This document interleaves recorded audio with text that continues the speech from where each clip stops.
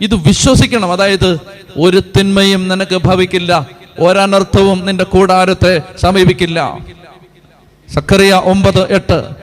ആരും കയറി ഇറങ്ങി നടക്കാതിരിക്കാൻ ഞാൻ എൻ്റെ മക്കളുടെ ഭവനത്തിന് ചുറ്റും പാളയമടിച്ച് കാവൽ നിൽക്കും. ഒരു മർദ്ദകനും അവരെ കീഴടക്കില്ല. എന്റെ കണ്ണ് അവരുടെ മേലുണ്ടായിരിക്കും. സക്കറിയ 9:8. ജോബ് 1:10.